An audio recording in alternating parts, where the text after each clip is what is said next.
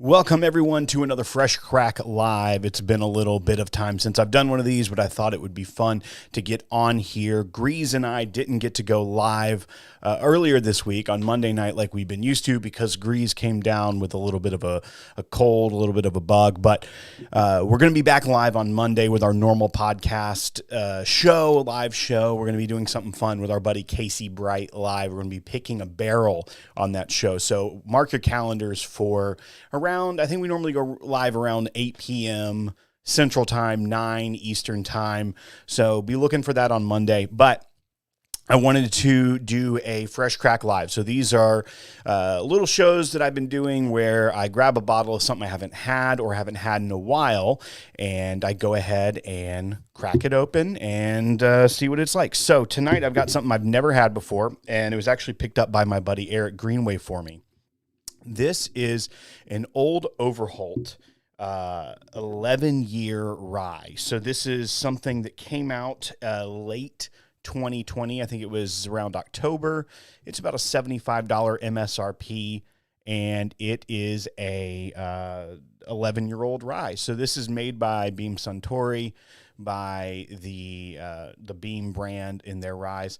They had a bottled in bond that came out a few years back that Grease and I weren't a big fan of, the bottled in bond rye. It was something we were really excited about, and we thought may have some good, some flavors and everything, but it just had a real bread note that we weren't down with. So we're going to see what happens when I get into this one. So as always, I show you that this is indeed a fresh crack that I will be drinking from. And now I'm going to try to open it up. Let me go back to this camera so that you can see what I'm dealing with. There we go. Get the plastic off. There we go. Old Overholt. And now Old Overholt is a very old brand. It was around a long time ago. It started in Pennsylvania, and rye was one of the earlier whiskeys in the United States. So it's been around for a long time. Even on the label, it says born in PA, made in Kentucky, non-chill filtered, 92.6 proof, 11-year straight rye whiskey. It says in 1810, Abraham Overholt began distilling rye whiskey in western Pennsylvania, an area widely considered the birthplace of American rye. In honor of our 210th anniversary, we have released a limited quantity of our straight rye whiskey, patiently aged in Warehouse E. This rare and limited 11-year old Overholt is truly unique spirit worth savoring. So we're going to see what it tastes like. I also have the 114 proof that they put out last year as well, that is not 11 years old, that I will probably do a fresh crack on here soon, but I thought I'd get into this one tonight. So, Troy has said, did I miss the money? Don't want you to look a gift horse in the mouth if you can't say. Well, I purchased it from him. My buddy Eric Greenway picked it up for me in Pennsylvania, but I did pay him for it, and it's $75 is what the MSRP was on it. Now, it does say it's a limited release, and they're saying it's in honor of that anniversary, so I don't know if they're planning on releasing this again. I mean, I'll let you know if I hope they are, but I love the concept. I love older ryes, but I wasn't a big fan of the bottled in bond. So let's see what we think. The nose already is significantly better than what I was expecting from it, just because I didn't like that bottled in bond rye that they put out. But this one already, you get the age. It doesn't have that yeasty sourdough bread kind of nose that the bottled in bond I think had. So I'm going to go back into it and see what I think. Yeah, it's already getting, you can tell it's an aged rye, that it's been in oak for quite a while. You're getting some vanilla and caramel from the barrel influence. I apologize. I hit the wrong button. Just a little bit of music interlude there for you. But it definitely is having that rye spice on the nose. Like, it's very much smells like a rye. The vanilla and the bourbon, the oak flavors aren't making you think that it's a bourbon. It's definitely still rye on the nose. Thank you, Tim, for forgiving me. Okay. The palate, it tastes very crisp. Ooh. I'm a big fan of this, actually.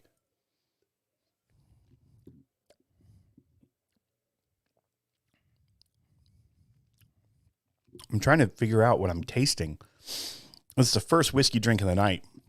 So, definitely does not have the bread note that we got on the bonded Old Overholt. But it's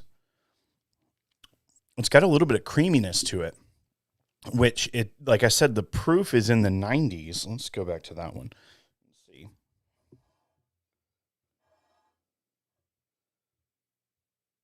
.6 is what we're looking at on proof.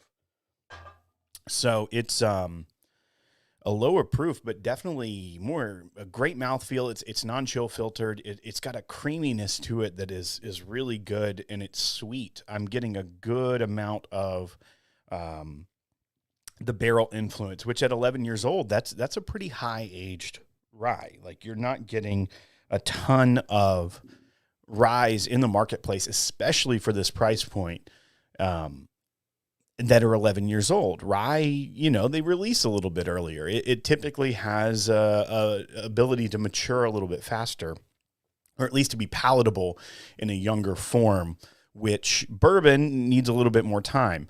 I mean, for $75, having an 11-year-old rye, this is really good, and I don't hear a lot of people talking about this. So I know it was a limited release. It was something that they put out. They said on the back of the bottle that it was for their 200 and something or other, 218, I think, anniversary. But the fact that it was $75 in a rye, now it's put out by Beam Suntory, so that's who owns the trademark of Old Overholt.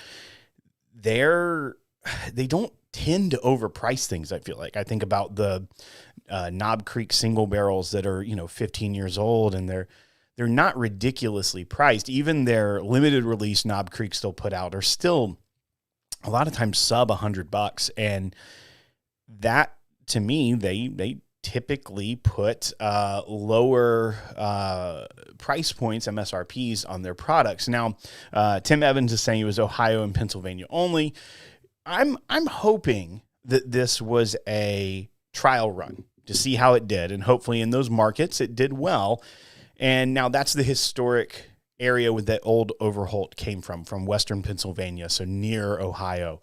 I'm hoping that they really did well with this in those markets, and they're looking to expand it, because I don't think there are enough, I don't want to say budget, because it's not budget. It's still a $75 bottle, but there's not enough aged rye that isn't fetching an absurd price. Like, you think 10-year Whistle Pig is about $100. So $25 more than this bottle.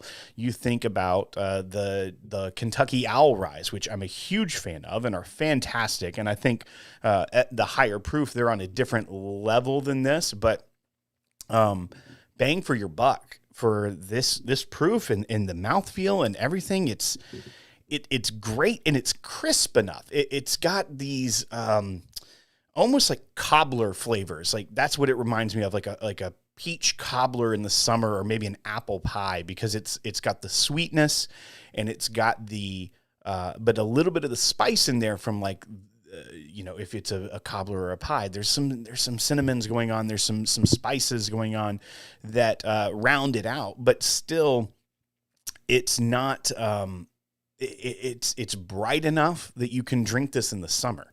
It's not this overpowering whiskey that you're going to have a tough time really getting down in the heat. I like the lower proof for that reason. It's really hard to beat this. I'm very pleasantly surprised. I was afraid it was going to be a more rounded out flavor profile of that Bottled and Bond that we just weren't fans of. Now, I know people do like that Bottled and Bond Old Overholt, and I hope that's done well nationwide so that this could be something they're looking at expanding, because I really think it's a delicious flavor and profile and price point and age. Like, it's kind of the total package for a sub $100 bottle. And I'm a big fan of rye. So I know there's a lot of people out there that aren't super big fans of rye. That's okay. This may, let me think about this for a second. Let me see if, I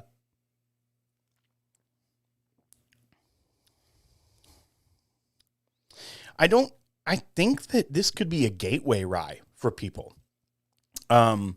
Because it's got the age and the sweetness. If you like bourbon, but haven't really gotten into some of the spicy or more like the Willet ryes that are like dill forward or things like that, I'm curious with the mash bill, because this almost could be almost like Rittenhouse. I know has a lower rye content mash bill. It's almost like a barely gets you over the 51% mash bill requirement to make it a straight rye. So there could be something there that maybe the rye content is lower than like a 95.5 MGP rye that is just extreme rye. I mean, there's some 100% ryes out there that use malted rye for the fermentation. So it's not like that. It's not overpowering in your face rye. This could be a potential.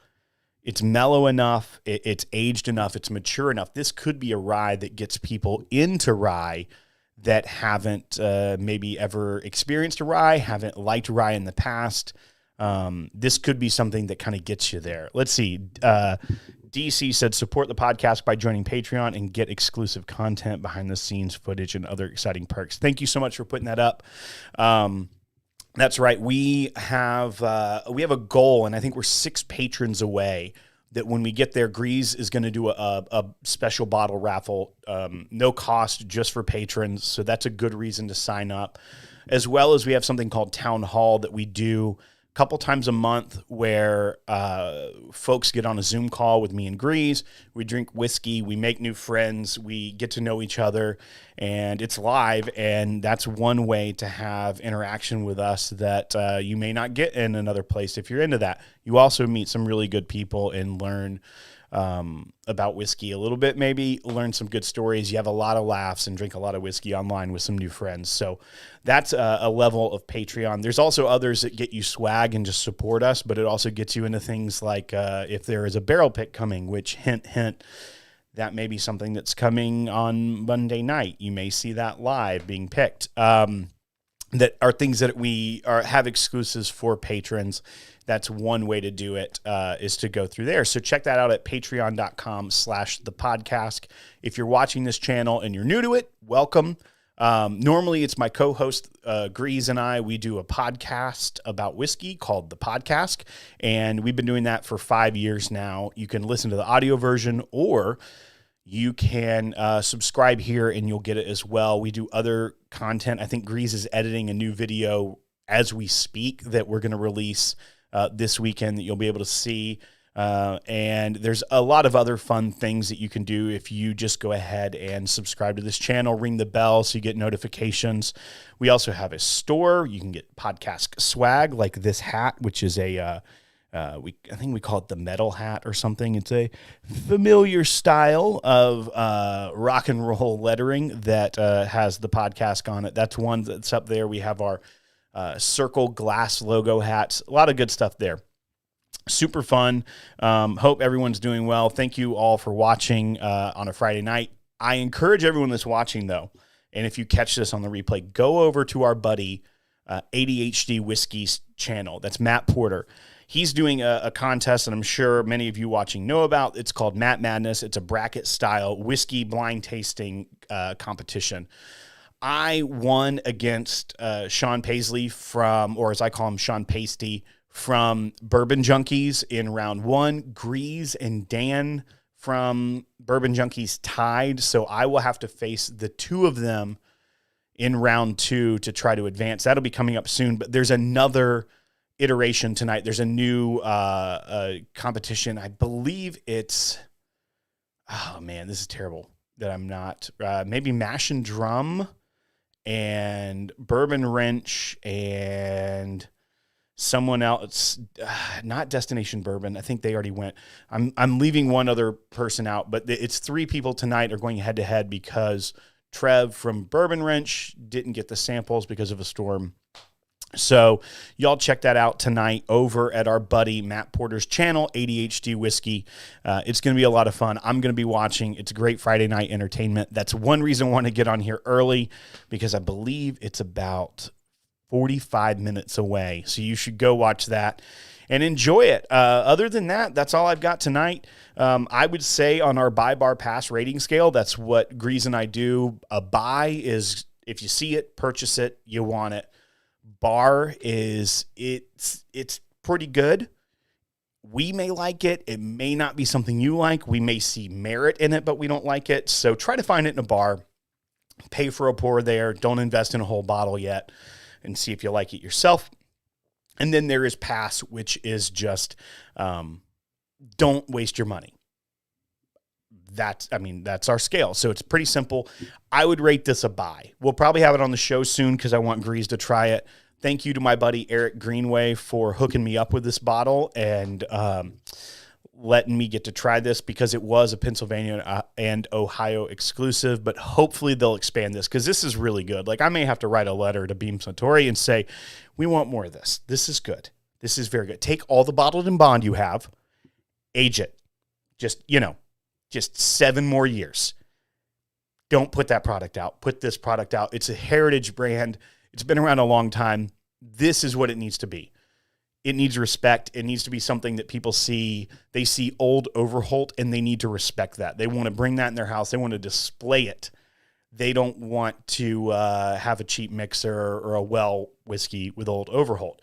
I hope they elevate the brand back to its glory days, because it is a part of American history. It's a super cool legacy, and I hope that that's what they do. So we'll find out, and hopefully they will. But other than that, that's all I got. Rate and review us on iTunes if you're a podcast listener. Subscribe. Hit the thumbs up on this video if you enjoyed it, and ring the bell if you want to see more. Other than that, folks, I don't have a lot else to say. I hope you enjoyed it, but I'm going to get out of here. I'm going to press a button, and it's going to play my music again, and that's it. Have a good night.